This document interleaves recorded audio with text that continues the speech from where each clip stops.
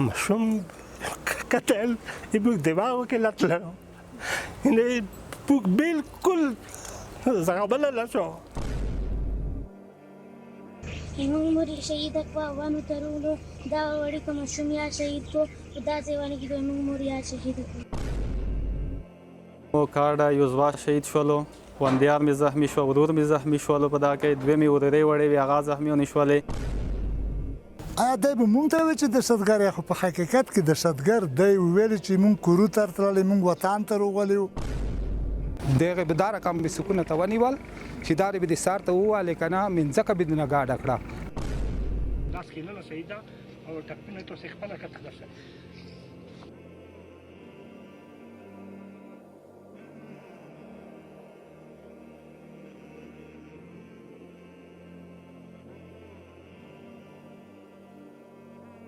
دوه زره یوویشتم میلادي کال د مارچ میاشتې 28مه نیټه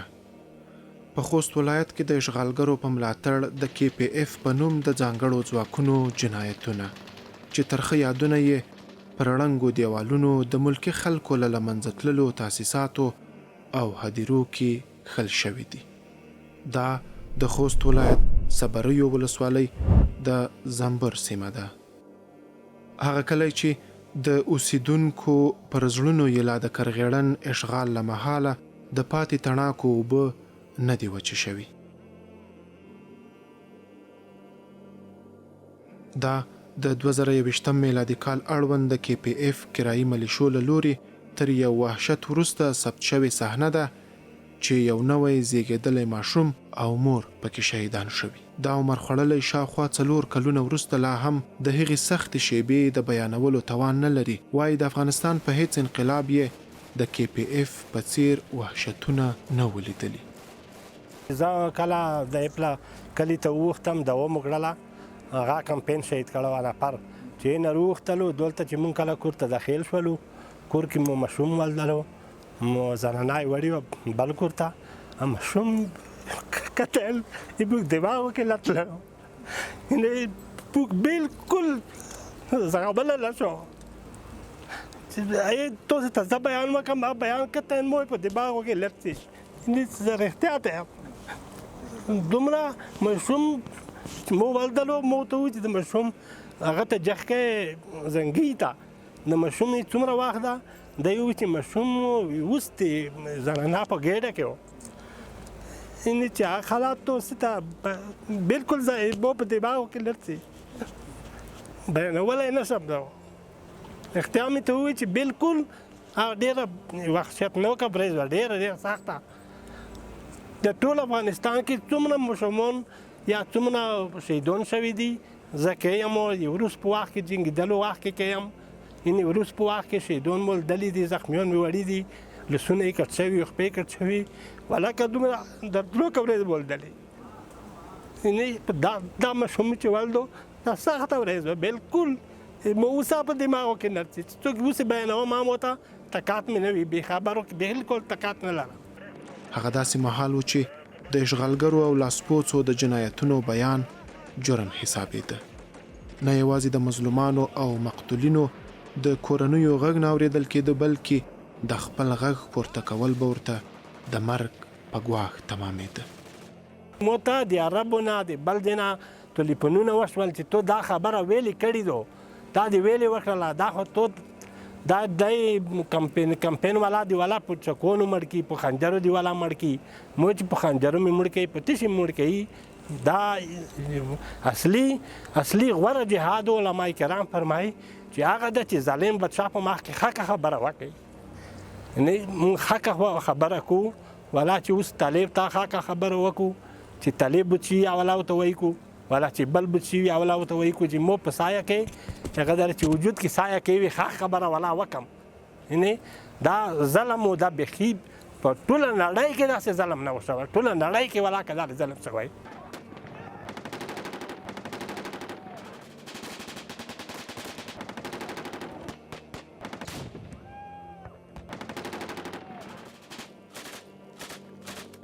امریکایانو کمپین دلته راغلی و چې دا ځای کې هغه بریدونه کول او ونونې شړل مرمۍ شړلې په دا ټایم کې مو په کور کې یو مرمۍ ولګېدله هغې د لوسه مو کاډه یو زوا شهید شولو، وندیار مې زخمی شو، ورور مې زخمی شولو په دا کې، دوې مې ورورې وړې وې هغه زخمیانې شولې. دا د کمپین د امریکایانو د لوسه دا رقم وحشت وشولو. د شهید شوي میرمنې او ماشوم د کورنۍ غړو ته د هغوی د شهادت د شیبو د بیان توري نه ورځي، خو موږ یې له یو عیني شاهد څخه کیسه اخلو چې پر یاد کورنۍ د هاوان تر لګېدو وروسته د پیښې ځای ته ورغلی دی. ماشوم داسې مهال شهید شو چې لا یې نوم نه و پرېښی. نو زه خپله دغه کور ته راغلم ځکه چې د بیچاره هنر کور کې څوک وانه هغه زنانه وه په خېټه باندې حمل و. نو زه کور ته چې ور ننوتلم نو دا زنانه مطلب لګېدلې وه. نو ما چې کله هغه وړوکه ماشوم ولیدلو په خېټه کې کوم ماشوم ډېر د سختۍ د وجې نه ماشوم څه و هغه بهر پروت و مطلب. نو هغې تره بیا د ماشوم راخوستلو خو سا بیا هم څه هغه ورکې وه وروسته هغه بیا څه شو هغه شي ځکه دا پیښه ډېره درنوکه وه دلته دې نه موږ ولیدلو چې نور افغانونه ولي مطلب. دا بیا د صبریو ولسوالۍ د خټکي کلی دی. د 20 کلن اشغال پر مهال د چاپو بریدونو، شهادتونو او ویرونو کیسې بیخي پکې زیاتې دي.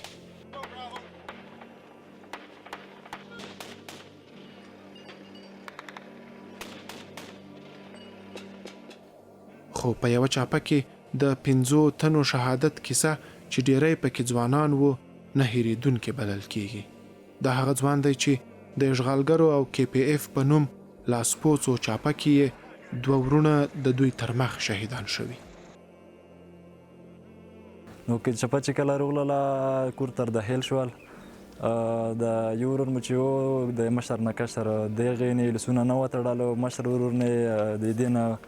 2 کشرون چې کوم وو هغه نه لسونه وتړل. د بل ورور مو چې و د کشر ورور مو د خپلې کوټې ته خپل اتاق ته یې بوتللو نو ولته په شهادت ورسولو. د مشر ورور مو ورته وویل چې کسه ورونه مې ټوله تعلیم یافته دي، تعلیم والا ورونه مې دي، نو مقصد د ورونو نه مې غرض ونه لري. نو چې کله یې په شهادت ورسولو نه بعد یې موږ ورور چې و جګ شولو. نو چې جګ شولو یو ورته یې کېنولو بیا یې کېنولو نو دریم ور کې بیا دغه په شهادت ورسولو. د مشر ورور مو موږ سره ډېره نږدې فاصله کې وو که نه چې کله یې په شهادت رسولو موږ درې وزن یې کېنولي. دا په منځ کې امان نه موږ نه خالي دومره څنګ ته کړلو ور په شهادت ورسولو. موږ یې بیرته بیا په ځای کې روبسلو نو د په شهادت ورسول موږ یې ځون سره بوتللو. نو کورنۍ کې دومره څوک نه و چې مقصد د شهیدو نه څیخ کړی وه.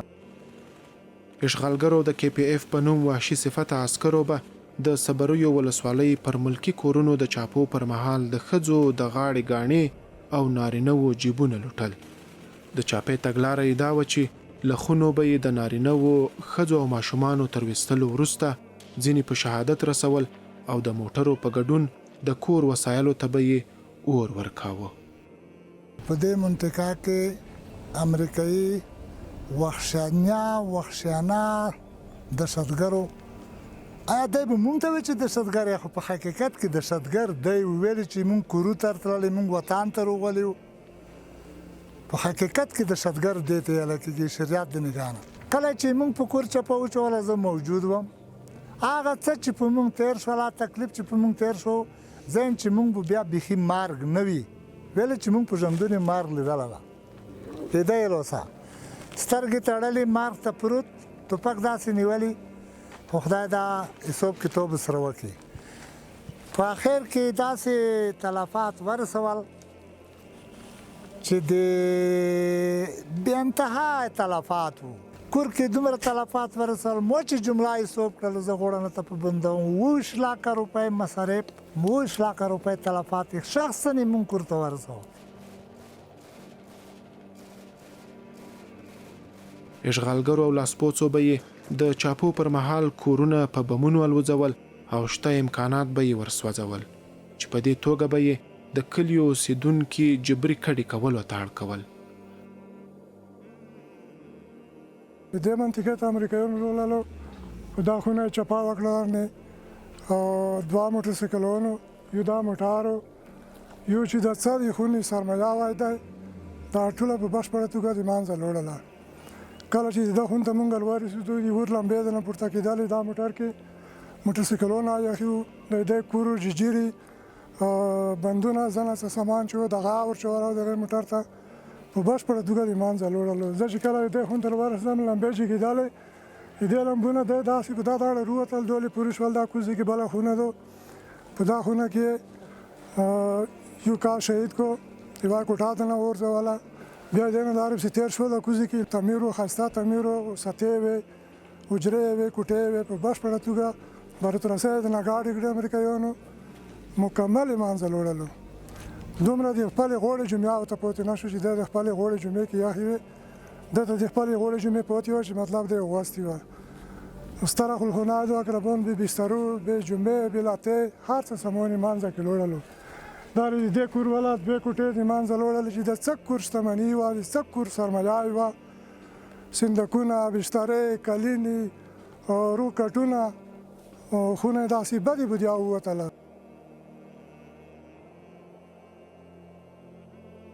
موږ مکمله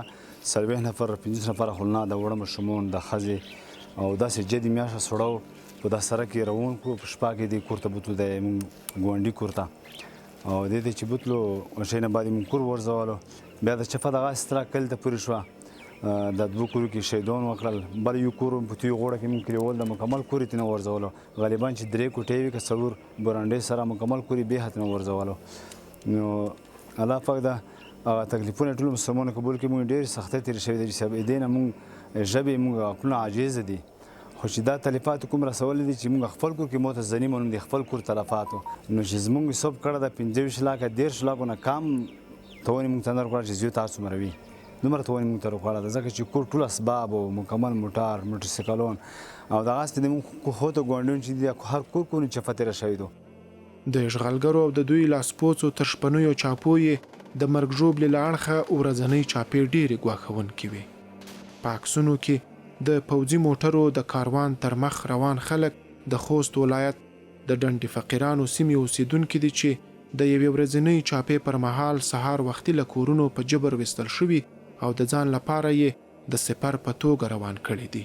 د دې سیمې د اوسیدونکو په روایت چې پر کلیو د چاپو پر مهال به اشغالګرو د دوی پر موټریز کاروان د چاودنو او د مجاهدینو د برید لویری ګڼ کلیوال له کورونو وستل او تر ځان مخکې به یې د کلی پر لور روانول. د جګړې تر ټولو لویدلی تکتیک چې د نړیوالو قوانینو له مخې جنگي جنایت بلل کیږي. مونږ ته چې کله امریکایان روغلل دا مونږ کورونه دي د کور ته چې امریکایان به روغلل مونږ به روبسلو شپې به روغلې وي ګیز باغ کې به روبسلو بیا به دلته جامع کړو چې هغه د جمعات ته جمعات ته ته به جامع کړلو نو ځون ته به مخ ته کړو دلې بر پرې کېدل دی دا غ سراک ته دی نه مونږ ځون ته به چې مخ ته کړلو وایي چې کمینونه یادې سی به ورځي د خپل ځون دی پورې ځون حفاظت به نکړو بیا به بوتللو پوری دا کې ساروي بولی لغړ کله سارو دو دا کې به کینه ولو نو کوم مجاهدینو به مونږ ولدو چې ورستلې دي بیا به خو سبینه وتوي کا داري و چې مونږ بل دلی نه وو برید به وشولو دای به مونږ ورمخته کولو و به چې کته سی ولو ګا مشکل نه دو کار رقمي هو کله به چې بیا به مخومه پر داري وخت پر به کینه ولو چې مونږ به بیا خپل قرآن پیژندل ځکه چې ګردونه بو دزونه بو وارڅ بو نور دای به مونږ کورونه ربسلو په داغه لیار به وستل دی دا جمعه لیار دو دې هغه تسارو ته به بوتللو مو خپل کاډه کړی دو مونږ کله لوړبو کور تر نه طالب زه خپل دومره سخت د سار ته والوم چې ولا منځکه نه گاډي دغه بدار کم به سکون ته ونیول چې دار به د سار ته واله کنه منځکه به نه گاډه کړه دومره ظلم میکړالو کور سامان به ټول روبسلو و بو خطل کا شیشه وکړ څو خاتم وکړل تو نه کازار چې به میندل سیندیکو کې آیا نه پرخول موټار بیا اسبو چې روغه وجرات شدیوا بم به لوندې کو به ورځوله الحمدلله اخي هغه تر شپې اخوريګو په نیمه شپه اخوريګو هیڅ شان نشته. پر کلیو د چاپو عملیاتو لپاره د اشغالګرو او KPF بهانه له یادو سیمو پر دوی د مجاهدینو بریدونه وو خو د اسلامي امارت مجاهدین وایي په داسې سیمو کې پر اشغالګرو له برید ډډه کوله چې د ملکي خلکو د تلفاتو ویره به پکې وه. دا ابتدایي کابر ده دا کله چې دلته و د دې منطقې ته امریکایان سخت ډېر امریکایان ورتلل خلکو چپې چولې کورونه یې وینه ورځول امریکایان بار ورتلل دا بیا ابتدایي و دا بیا دا ځکه چې امریکایانو کاروان روغلو وی لوړ و دا یولو ونو مخته وی لوړ و امریکایان دا ابتدایي 3 ورته ته روغللو 2 ورته ته روغللو دریم ور کې چې کله دته مکا په څه شوله یولو ونو مخکې سی و راته امریکایان ټول په یوازې د مړای نه چینی سره نو سره جام و از کې کله چې سی و راتلو دای ته ډېر تلفات وړول دا بیا کله چې دا 4-5 کاله په دغه ځای دی تیر کړلو دا کابر کې این است بیا خپل غسی روغلل وی بسالې هغه نه ټوټې و چې کله یې روبسالو هغه رقم ته ځای هو ویني ار سوینه بیدل ویللو پوس ګره باکی هاخ کړلو د وخت په تیریدو د اشغالګرو د بېساري وحشت پر وړاندې د ولسي خلکو د صبر کاسه ډکه شوه په ډلهییزه توګه د اشغالګرو پر ضد له مجاهدینو سره یو ځای شول او د خپلو کلیو او کورونو دفاع ته یې مټې راونغاړلې د خلکو د اقدام او د مجاهدینو پرله پسې نه ماتېدونکې او له قربانیو ډکې مبارزې رنګ راوړ چاپې محدودې او د وخت په تیریدو په نشت حساب شوې اشغالګرو ته یوازې هوایي بریدونه او د ړندو هوان مرمیو توغول ورپاتې شول چې له ملکي تلفاتو ډک و له وحشتونو سره ملې د اشغالګرو چاپې او بریدونو کلي له خلکو خالي کړي وو یوازې هغوی پکې اوسېدل چې بل ځای یې د پناه لپاره اسره نه لرله خوست ولایت ته د اسلامي امارت له لوري د هیواد د فتحو لړۍ رسیدو سره په صبریو ولسوالۍ کې هم د ازادۍ اختر راورسېده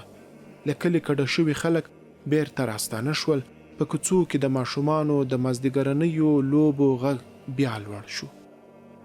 موږ د یوې ملي خپلواک او ژمنې رسنۍ په توګه د ولس او خلکو غږ ته انعکاس ورکوو او هیوادوالو او نړیوالو ته په افغانستان کې د تیر شل کلن اشغال پر مهال شوي ظلمونه وحشتونه او جنایتونه په مستند ډول وړاندې کوو که تاسو په خپلو سیمو کې د تیر شل کلن اشغال پر مهال د بهرنیو یرغلګرو ځواکونو لخوا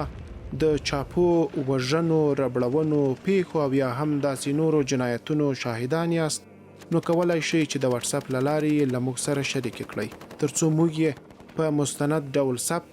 او د ملي ټلویزیون پر هنداره یې نشر ته لومړیتوب ورکړو د اړیکې شمیره